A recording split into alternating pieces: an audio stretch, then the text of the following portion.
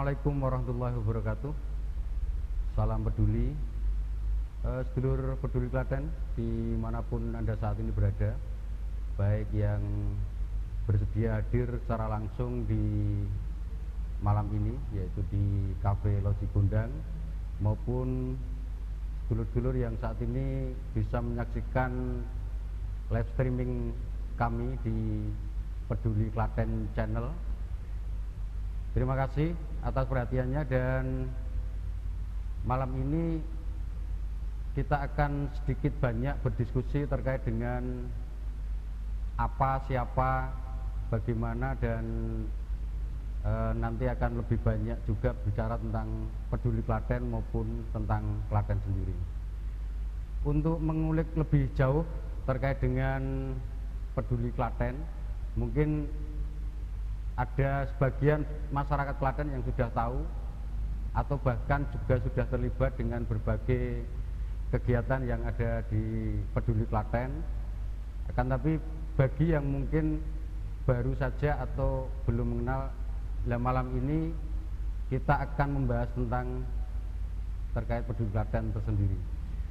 Yang kedua, sebagai pemberitahuan juga bahwa 28 Juli 2020 kemarin, yang bertepatan dengan hari ulang tahun Klaten yang ke-216, Peduli Klaten juga mengadakan kegiatan yang dikemas dalam rangkaian acara yang bertemakan Bali Nyawiji.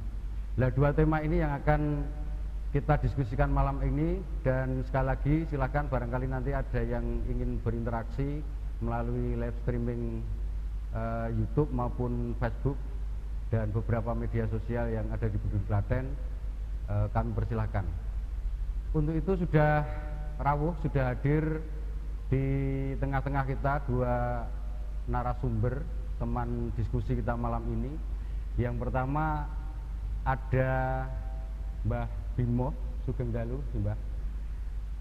Beliau juga pegiat budaya dan beliau lebih dikenal sebagai pejantur di Klaten, dan sudah banyak malang melintang di beberapa negara melalui janturnya. Nanti kita akan sedikit banyak mengenal beliau. Ada juga Gus Wening Swasono. Saya nanti mungkin kadang manggil Gus, kadang manggil Mas, atau mungkin Pak, mohon maaf. Beliau ini juga salah satu pendiri yang sangat aktif juga di Peduli Klaten. Baik, sedulur Klaten, Peduli Klaten dimanapun Anda berada, saya ke Gus Wening dulu. Mungkin perlu disampaikan atau diberikan gambaran tentang apa itu Peduli Klaten. Semoga. Terima kasih Mas Ansori. Jadi kalau kita bicara tentang Peduli Klaten, jadi sebenarnya Peduli Klaten itu merupakan satu komunitas atau paseduluran dari kawan-kawan di Klaten yang punya keresahan yang sama. Jadi bermula di 2015. Jadi di 2015 itu kita punya satu keresahan yang sama tentang kondisi Klaten. Jadi Klaten yang sumber dayanya melimpah, orangnya pinter-pinter, infrastrukturnya cukup bagus, SDM dan SDM-nya itu sangat tinggi, dan ini sangat potensial gitu kan untuk mengembangkan Klaten. Tapi kok Klaten stagnan, tidak ada perubahan apa-apa sekian kurun waktu gitu kan. Tidak ada lompatan. Iya, ada lompatan. Nah, dari kawan-kawan yang berkumpul ini kemudian kita mencoba menggagas, yuk kita lakukan sesuatu bareng-bareng. Kita yang punya konsen terhadap Klaten, yang konon katanya kita dilahirkan di Klaten, makan minum dari hasil wulu wetunya Klaten gitu, dan mungkin nanti kalau mati juga akan dipendem di Klaten gitu, ada di Makapa di Klaten. Kita coba menggagas bareng-bareng apa yang bisa kita lakukan untuk Klaten sehingga kita peduli terhadap Klaten. Baik, kalau selama ini yang sudah dilakukan terkait dengan kepedulian Klaten sendiri, apa dari Peduli Klaten? Ya, cukup banyak ya, dari tahun 2016 mulai dari kegiatan konservasi. Jadi soal konservasi di daerah atas gitu kan, Iya, di di daerah wilayah Kemalang ya. Kemalang Iya. gitu kan, ada konservasi. Kemudian bagaimana membangun komunitas, ini juga Mbah Bimo ini Iya. yang menjadi motornya. Bagaimana dengan sedulur-sedulur di Girpasang, bagaimana kemudian kita mencoba membuat satu bagaimana mereka mudah untuk mendapatkan air gitu kan. Pada waktu itu bagaimana membuat pompa air yang ada di sana, kemudian penanaman-penanaman, kemudian ada aktivitas-aktivitas yang berkaitan dengan diskusi soal, pada waktu itu ada keresahan soal sampah, kita juga ikut memberikan warna gitu kan, meskipun kita tidak terlibat langsung, memberikan masukan-masukan kepada pemerintah Kabupaten Klaten bagaimana soal pengelolaan sampah. Kemudian sampai kepada gerakan budaya, jadi bukan soal berkesenian saja, tapi budaya dengan Gora Suara Nusantara. Jadi sejak tahun 2016 kita ada aktivitas di Padam itu, di di Kemalang 2 kali, kemudian ada di Bayat, kemudian ini aktivitas-aktivitas. Dan menyongsong pada waktu itu habis terpilihnya Bupati tahun 2015, kita juga bicara soal sedulur banyu. Jadi bagaimana atas yang merupakan daerah tangkapan air tapi mereka kekurangan air, sementara yang ada di bawah ini sumber air sangat melimpah. Ini yang coba kita bangun untuk membangun satu. Ini yang kegiatan-kegiatan yang tidak dilakukan, mestinya dilakukan oleh negara, tapi negara belum hadir, ya Peduli Klaten lah harus hadir. Ya, dalam artian Peduli Klaten sendiri plural ya, kegiatannya tidak bertemakan ke kesenian, ke budaya, ke ekonomi, tapi apa yang bisa dilakukan istilahnya gitu ya. Jadi bukan hanya sekedar, jadi sisi-sisi ruang kosong yang mestinya harus dilakukan pemerintah di Klaten kaitannya dengan kondisi sosial ekonomi masyarakat, budaya, soal sumber daya alam dan lain sebagainya, ya kita hadir.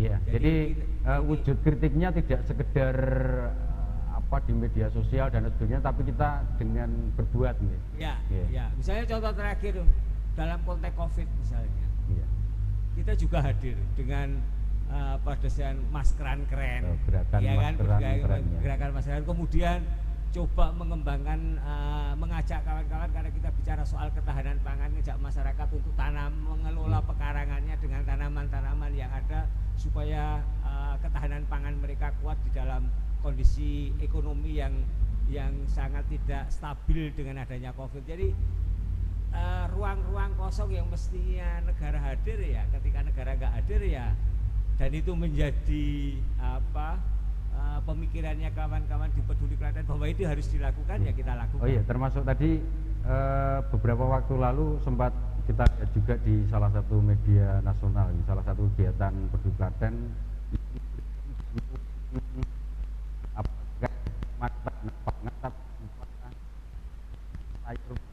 jadi tidak berupa uang dan sebagainya. Jadi kalau uang mungkin, kalau kita memberikan dalam bentuk material kayak begitu kan kemudian bisa, tapi kalau kita dikasih tanaman, mereka kan bisa benih, kemudian mereka akan terus bisa petik, dan ini akan menjadi satu gerakan di masyarakat. Kita bicara ketahanan pangan karena kita nggak tahu COVID ini mau sampai kapan sih.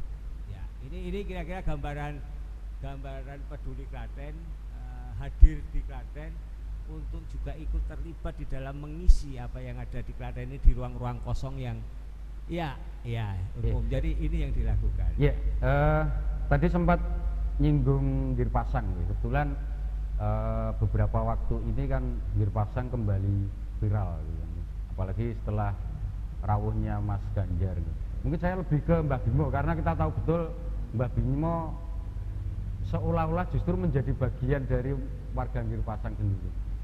Kaitannya sama Peduli Klaten, Mbah, apa yang Peduli Klaten sudah sempat lakukan atau berikan atau pedulikan dari Peduli Klaten sendiri ke sedulur-sedulur Girpasang gitu. Iya.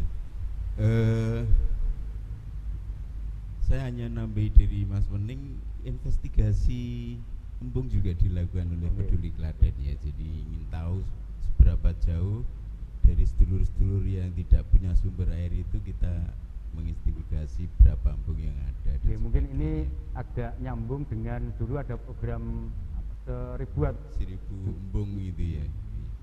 Lalu khusus untuk Gir Pasang, sebetulnya saya kan orang pendatang, Iya. jadi bukan orang Klaten, tapi ya akhirnya ketika bergabung dengan Peduli Klaten itu suruh mongso Handarbeni itu. Handarbeni ya bagaimana kita berusaha sidik-sidik ngerungkepi lah. Nah, terkait dengan Gir Pasang, pada waktu itu sudah ada struktur Gir Pasang dan sudah kekeringan pada waktu itu sehingga dia semacam berteriak untuk air. Lalu dari itu saya tawarkan pada teman-teman Peduli Klaten, ternyata dia mau mengeksekusi. Mungkin sebelumnya gambaran Gir Pasang sekitar 5 tahun yang lalu berarti Mbak, kegiatan itu Ya, dilakukan. jadi di sana itu ada bak besar dan itu katanya memang pembuatan oleh pemerintah di Ya. satu tempat Mbah Patmo itu. Lalu nanti isi airnya itu dari seberang jurang. Ya. Mungkin kalau dibentangkan ya 100 meter gitu ya. Tapi besarnya saya kira hanya sekitar setengah apa itu, inci atau apa itu yang kecil itu. Oh, ya. Sehingga ketika beli satu tangki dari seberang jurang untuk dibawa ke Gir Pasang itu saya tanya pada waktu itu antara 10 sampai 12 jam. Nah, ketika saya tawarkan pada teman-teman sedulur Peduli Klaten, Ya. dia tidak hanya sekedar untuk mengirim yang sifatnya itu Ya, apa matur ya, nuwun. tahunan itu ya. Tapi bagaimana justru Gir Pasang bisa juga semacam acek punya air. Saya tidak tahu kenapa justru dari teman-teman Peduli Klaten aku greget. Ya.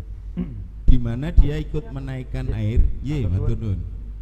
menaikkan air dari panjangnya itu 1500 meter. Itu panjang atau dalamnya Mbak? Kalau dalam belum, tapi panjangnya 150 atau 150 meter ya. 150, ya. Ya, tapi kecenderungannya ada yang 80 derajat sampai lebih. Iya. Iya. Nah, itu sekali dia merasa punya air lalu sangat gembira sekali karena sebelum itu dia yang sekarang sudah generasi ke-7 itu belum pernah merasakan ada air mengucur di sana gitu. Tiap saat ya. Sekarang sudah setiap saat walaupun harus dipompa dari kali di rumah. Ini kan sebuah komunitas masyarakatnya Mbak. Mungkin bisa diceritain kok tiba-tiba kemudian satu ada keinginan garap itu tadi apa namanya sumber air agar menyelesaikan ikut menjadi bagian penyelesaian dari masalah Gir Pasang. Lah yang jadi pertanyaan mungkin itu kan tidak butuh anggaran yang tidak proses penggalangan dananya waktu itu. Saya sendiri kurang tahu, jadi pada waktu itu teman-teman lalu berkumpul lalu istilahnya sirkuleran itu ada yang 500 rupiah, ada yang 1000. Tapi kok kalau dihitung-hitung mungkin itu biayanya sampai berapa itu? 30-40 jutaan gitu ya. 30 juta. Mampu itu ya. Itu dari bertambah ya. Iya, jadi Bertambah istilahnya. gitu. Nah, semangat teman-teman ini sangat menyenangkan sekali tadi. Jadi saya bukan orang Klaten asli, tapi karena Rumangsa Handarbeni yang seperti dikatakan Mas Wening, saya minum air dari tanah Klaten, juga makan dari padi Klaten gitu kan, juga buang ke Klaten, sehingga ya apa baiknya apa jeleknya berdharma gitu ya kalau saya. Istilahnya luar biasa. Lalu dari sisi topografinya yang memang unik sekali. Yeah. Unik sekali, jadi dia di antara jurang itu kedua-duanya dalamnya sama, mungkin sekitar 150 meter atau 100 meter lah gitu. Lalu ketinggiannya itu kan sudah 1600-an dBl kalau nggak salah. Nah, seperti posisi di gigirnya Blimbing itu loh. Gigir bimbing. Ya, makanya kan dinamakan Gir Pasang itu kan kata dari menurut dia itu kata-kata gligir gitu. Jadi memang gligir itu. Oh, tanahnya sempit sekali. Iya. Itu beberapa gambaran mungkin ya. Jadi terkait dengan Peduli Klaten bisa masuk ke banyak ruang istilahnya kan. Bisa melalui kesenian, bisa melalui kebudayaan, ekonomi, sosial, terus kemudian kealaman. Saya agak yang kekinian tadi kalau sudah disebutkan ada beberapa kegiatan yang agak kekinian, diantaranya tadi terkait dengan penanganan COVID, maskeran Klaten dan maskeran keren maaf, dan bantuan berupa bibit.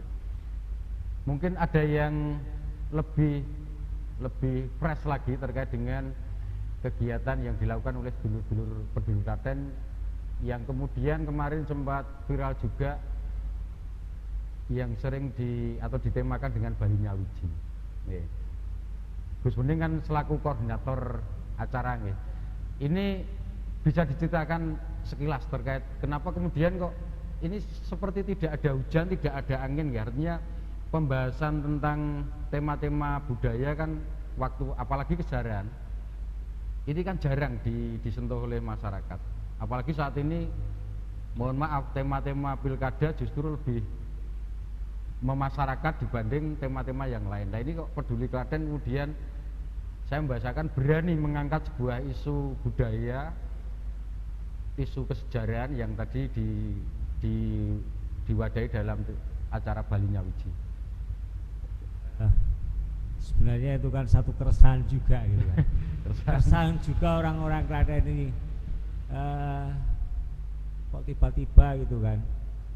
Klaten 216 tahun gitu kan. Jadi diskusi padahal kita yang saya ingat itu kan penemuan emas Wonoboyo.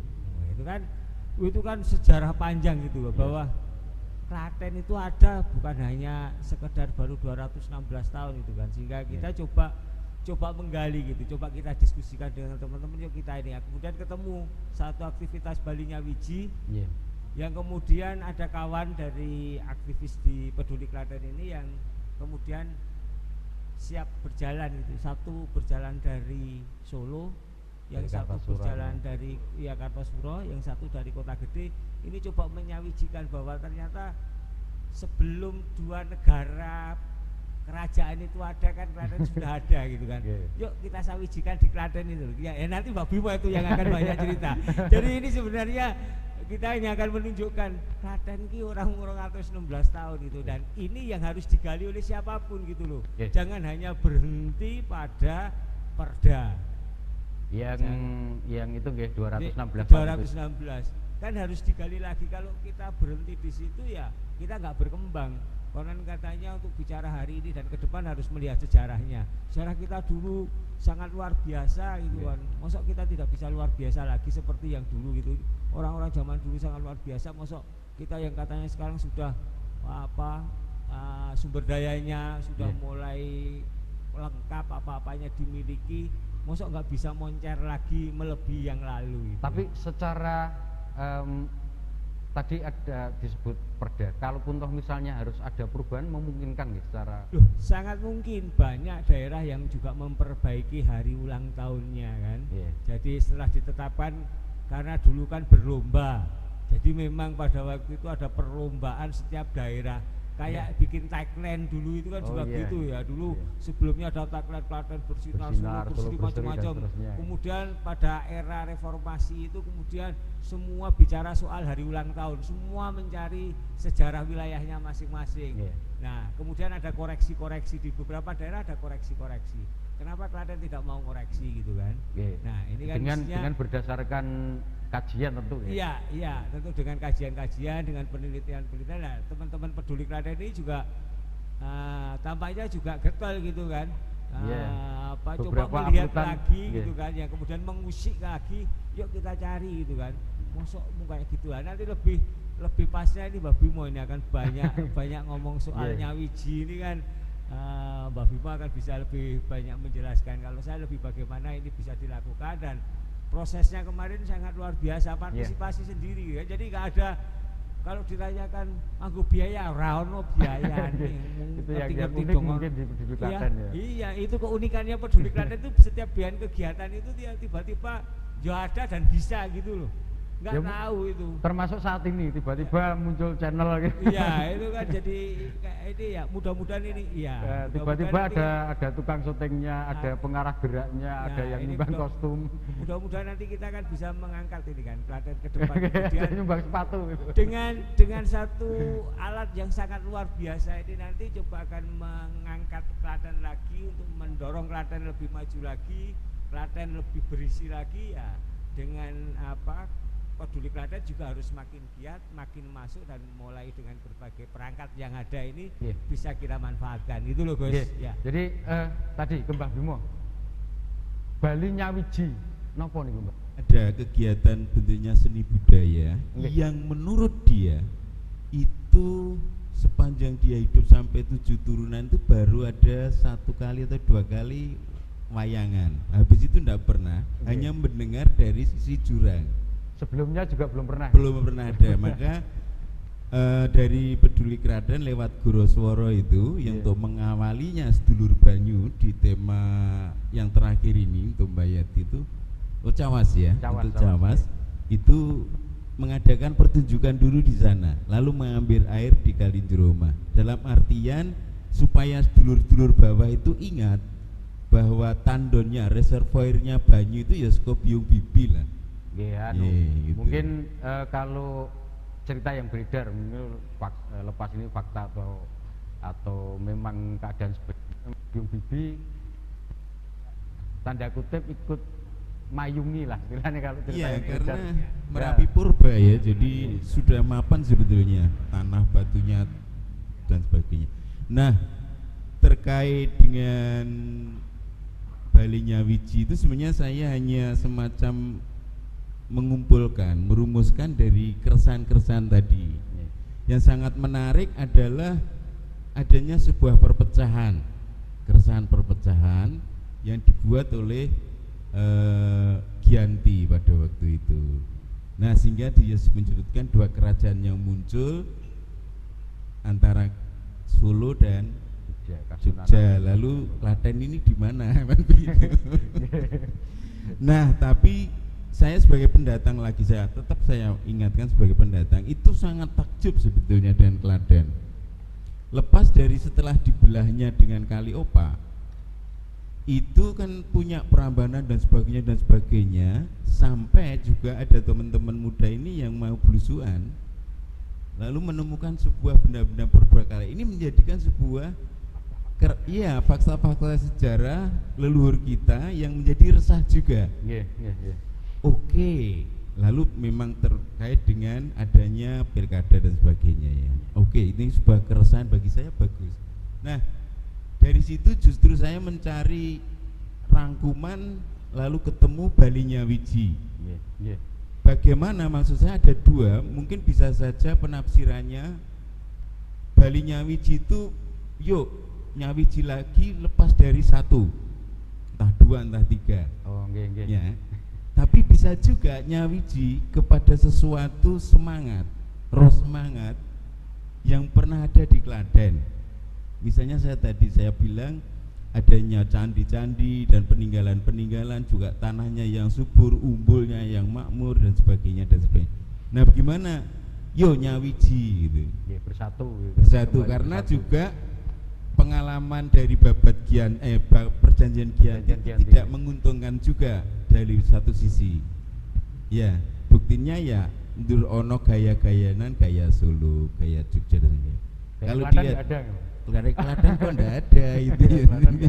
Padahal di situ ditemukan emas ya di Wonoboyo itu.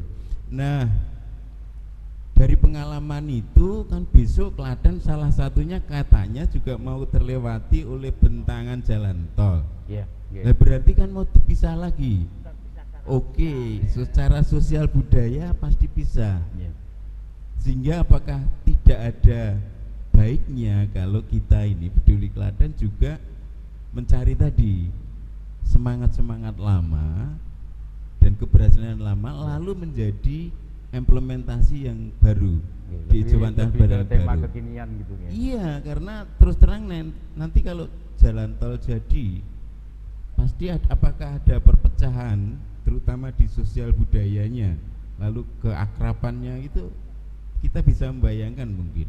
Tapi secara geografis sudah pasti Mbak ya, karena ada Makanya jarak kan nanti gitu ono kan. sebutan lor tol kalau gitu, tol. Wah, kowe wong lor tol kok ngono.